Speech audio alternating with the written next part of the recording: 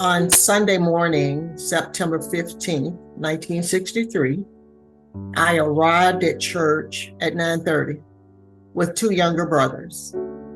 And I placed them in their Sunday school classes, but I also had a job as Sunday school secretary and as the librarian for the church. So normally I would just take each class their materials for the day. That might mean the books and the offering envelopes. And then I would sit in my class and enjoy the lesson. And then about 10:15, I would get up, collect the envelopes, prepare the report, and go upstairs and put everything together so that when they reassembled, I could read it. And you have to pass the ladies' bathroom, or at least in 1963 you did. You had to pass the ladies' bathroom to get upstairs. Today, the bathroom has a wall in front of it, and you're not able to tell that it was ever there. But I did just that. I passed the bathroom. I spoke to all of the girls there and went upstairs. And when I reached the top of the stairs, there was a phone ringing. The office that I worked out of, the phone was ringing, so I answered it. There was a male caller on the other end who said 3 minutes. And not really thinking about that, I was carrying a lot of envelopes and material at that time. The caller hung up, so I hung up and proceeded into the sanctuary. And I know because we counted the steps that I took, but I took from that phone call to the first pew in the sanctuary was 15 steps. And at that point, when I reached that first pew, the bomb exploded.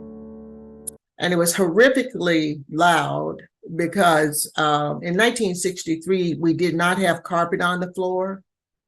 And we did not have carpet on the seats and padding on the seats.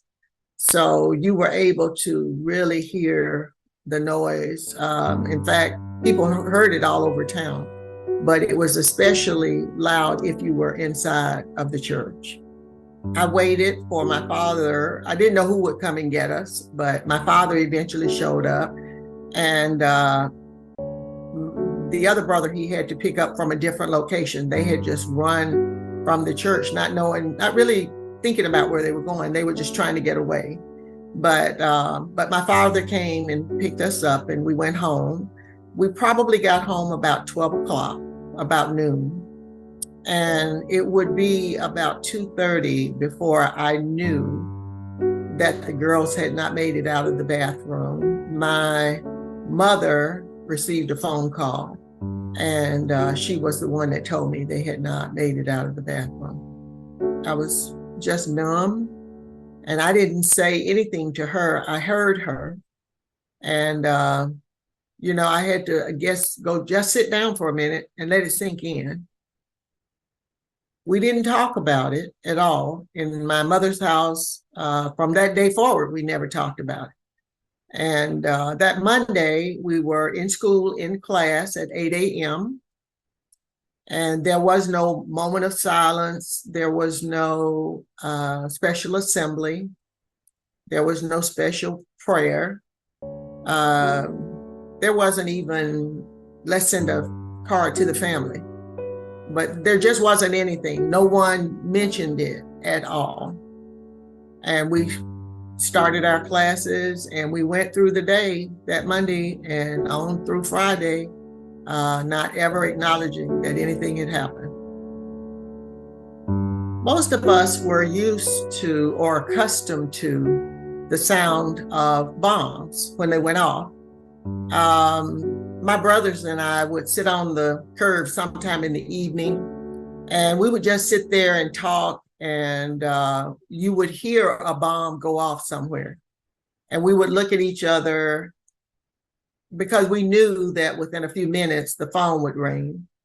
And someone would tell my mother, they just bombed the A.G. Gaston Motel. Or they just bombed the house of A.D. King. Whoever it was, they would tell you. And then you waited because you were hoping you would not get another call saying that someone had died or was injured. But at the time, we had bombings a lot of homes, of businesses, and churches, those three. And at the time of the church bombing, there were already 60 unsolved bombings. The bombings were a way of discouraging the idea of segregation.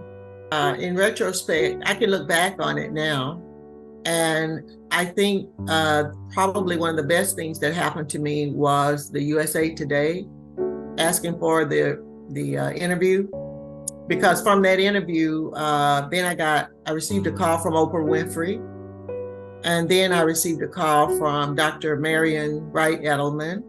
Somewhere in my spirit, I believe that they knew that I needed to talk about it.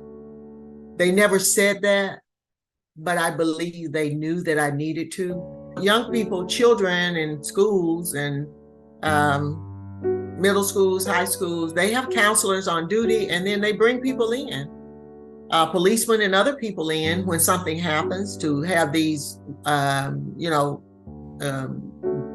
large audience conversations. But we didn't have anything like that. Someone could have done that if they had known as much as they know now about how helpful that could be. But no one did it at the school.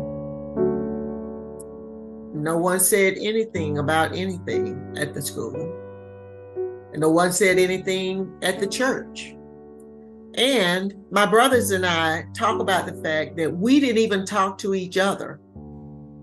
You know, they never said to me, sis, what do you think? Are you okay? Or were you okay? They sort of came to that realization when I wrote the book. When we moved back into the church after they renovated the church, I thought we would have some type of memorial or program or something, and probably even see their names put somewhere, but none of that happened. It's like nothing ever happened, and they just sealed the bathroom off. They put a wall, took that wall down and the door and everything, and just put another wall there. So if you weren't a member of the church, you would never know that there was a bathroom right there. We raised money for the sculpture that, if you've been to Birmingham and you've seen the sculpture there at the entrance, because I kept saying there was no tangible memorial for the girls. And the sculpture represents the last 2 minutes in the bathroom. We have that picture because of the one girl that was buried under the rubble. That was Sarah Collins, who was found later. She was 12 years old. But she told us the last thing that she heard was Denise, the 11-year-old, saying to Addie, the 14-year-old, please retie the sash on my dress. I'm grateful that someone taught me that I could do anything I put my mind to, I did not create myself. I am part of God's creation. I just appreciate someone confirming that, and if you didn't know it, making you aware of it, but if you knew it, confirming it and letting you know that the world is out there, it's yours, and don't think twice about any reason why you can't do the things that you might have in your mind to do. I just really appreciate the teachers that I had. We had teachers that worked like 40 going north.